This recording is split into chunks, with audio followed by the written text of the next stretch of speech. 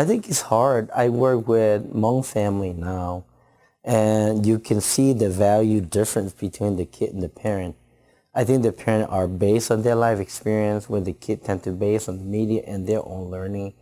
Even the language itself. I mean, I think most Asian, when we communicate, their content is directed by the receiver, where Americans are very direct. The content of the message is directed by their sender. You come in this room, you say, true, it's cold, so can we turn the thermometer on, right? Most in, like Hmong or many other Asian, we kind of come in and say, the room is a little bit cold. And the receiver should be saying, okay, well, I turned the thermometer on, you know? And so I think those are the difference in the generational family, is that the kid have a perspective of life that are not based with the parent. And how do you do those kind of integrations? Because I think the family still want the unit to win, where the kid nowadays is very much on the me generation, wanted to win. And I'm looking at my own kid now. I came here when I was 11, and my oldest son is 32 now. And so they are very different from us. The sense of what extended family cousin is very different. They want them to be successful before they want the extended family. Whereas the four brothers, we still kind of say, let's get together, let's see what the family is. So I think in some way both have values in that.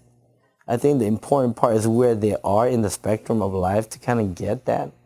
Because as they get older, I think the kid do become more realizing of how much they are like the parent in some way. And so I think it's that progression of time that seems to not have the share, but I think we as therapists have to take the big view, kind of do a lot of education on both camp and trying to make sure that it is about a journey through life, that at some time the train track is going to come to some point in some way.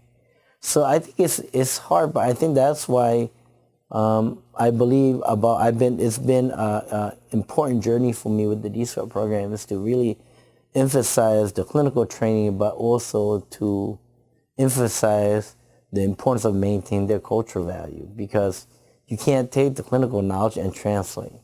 You have to take the clinical knowledge and make it applicable in the culture. And this takes some time of self-integration and an introspective process on this part of the therapist before you can make meaning of that as well. So I think it's been an important journey for me in this program, is to make sure that we have that balance between clinical training that are shaped by Western value and how does that then get applied. In many cultures, they may not have the same value base, but I think the work itself can be made in where there's have meanings in that. I mean, just like we talk about mental health, where symptoms are quite universal no matter what culture you are, but it is the manifestation that has a different interpretation. And then how do you talk about that piece so that they can understand that it's a disease? And that's what I often interpret that as stigma, is that there is an understanding of that. So we don't humanize that person. We think you are the schizophrenia rather than you have a disease called schizophrenia. Because there's a lack of education. And so we have to continue to do that part. And so it's a journey in itself. It's not something you just get it and then